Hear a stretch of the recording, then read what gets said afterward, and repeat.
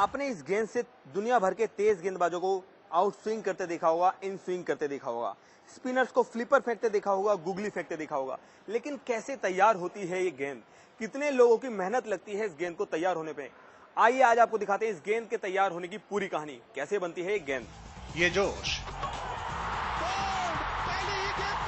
ये जुनून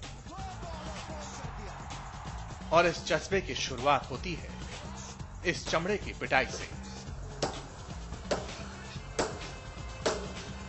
यही वो चमड़ा है जो तय करता है कि एक गेंद की तासीर क्या होगी। मैदान पर बल्लेबाजों से पिटने से पहले गेंद के चमड़े की यहां पिटाई की जाती है।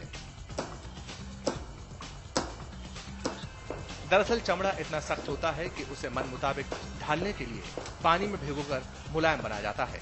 फिर चमड़े को रोल करके लकड़ी के हथौड़े से पीटा जाता है।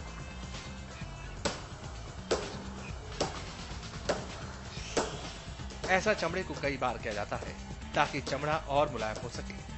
जब चमड़ा मुलायम हो जाता है तो उसे कटिंग के लिए आगे भेज दिया जाता है। क्रिकेट बॉल बनाने के लिए सबसे इम्पोर्टेंट चीज़ होती है जो उसका लेदर होता है। तो जो सारा प्रोसेस स्टार्ट होता है वो लेदर से स्टार्ट होता है, उसकी टैनिंग और उसकी कलरिंग से, डाइंग से स्टार्ट होता है।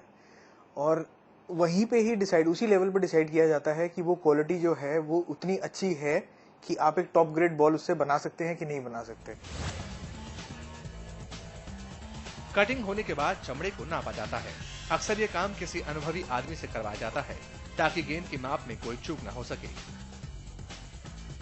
यहां न सिर्फ चमड़े का माप होता है बल्कि चमड़े की क्वालिटी के बारे में भी परख की जाती है। ये 4 लेदर के टुकड़े जो आप देख रहे हैं, इन चारों टुकड़ों को मिलाकर बनती है क्रिकेट की एक बॉल। अब बारी चमड़े के इन टुकड़ों को हाथों से जोड़ने की है।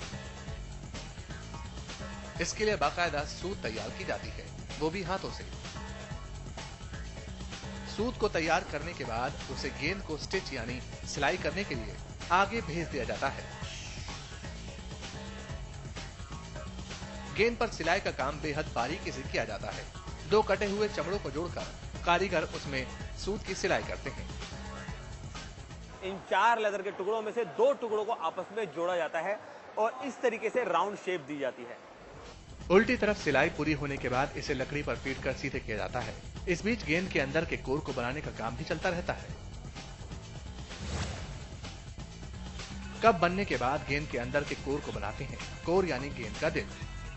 इसके बिना गेंद उछल नहीं सकती। ये कोर बनता है 2 चीजों से। ये जो लकड़ी के टुकड़े आप देख रहे हैं, ये कॉर्क की लकड़ी है। इन लकड़ी के टुकड़ों और इस प्लास्टिक की बॉल को बनाकर एक प्रॉपर बॉल बनाई जाती है। कॉर्क से गेंद को उछाल मिलता है, लेकिन इस उछाल के लिए गेंद के अंदर के कोर को कई बार कॉर्क के टुकड़ों के साथ बांधा जाता है और इसे बांधने के लिए गीले ऊन से बांधा जाता है और उसे हथौड़े से पीट कर गेंद का आकार दिया जाता है।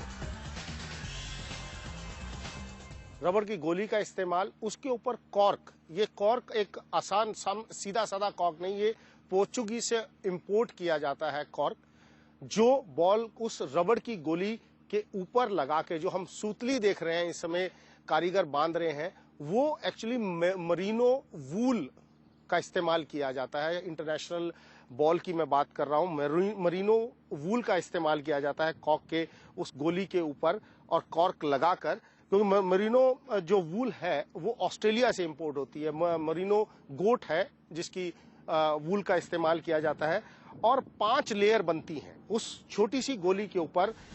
जब कोर को तैयार करने का काम पूरा हो जाता है तब उसे सुखाने की लंबी प्रक्रिया शुरू होती है। ये दिनों में नहीं बल्कि महीनों में होती है। कॉर्क के बने इस गोले को इस ड्राई चैम्बर में लगभग 1 से 2 महीने के लिए सुखाया जाता है। गेंद के अंदर का कोर जितना सूखेगा गेंद उतनी ही मजबूत और उम्दा होगी। एक तरफ गेंद का कोर सूख रहा होता है तो दूसरी तरफ गेंद की खोल बनाने का काम जारी रहता है।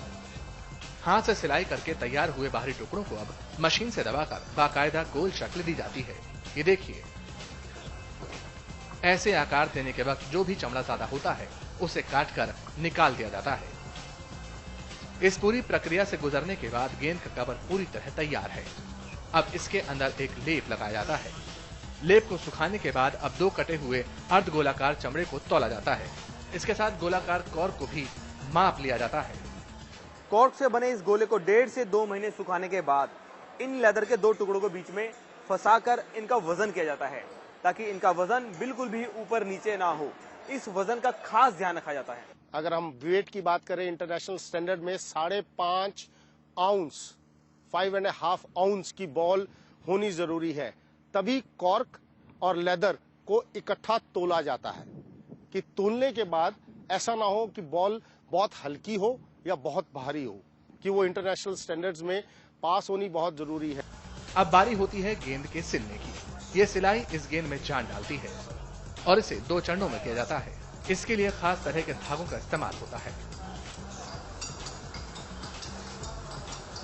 गेंद का वजन हो जाने के बाद शुरू होती है सिलाई की प्रक्रिया। सिलाई के लिए इस खास धागे को एक खास किस्म के एडेसिव से तैयार किया जाता है, कुछ इस तरीके से। धागा बनाने के बाद शुरू होती है गेंद की सिलाई।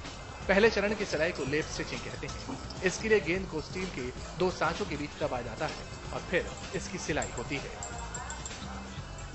सिलाई के दौरान गेंद के चमड़े इंसानी होंठ की तरह उभर आते हैं, इसलिए इन्हें लिप स्टिचिंग कहते हैं। लिप स्टिचिंग के बाद बॉल की वैक्सिंग की जाती है। वैक्सिंग करने के बाद बॉल को हीटर से सुखाया जाता है। इस पूरी प्रक्रिया के दौरान मशीन का इस्तेमाल नहीं होता। यहाँ हाथों से ही गेंद को घुमा कर सेंका जाता है और धीरे धीरे पूरी गेंद पर मोम की परत एक बराबर फैल जाती है।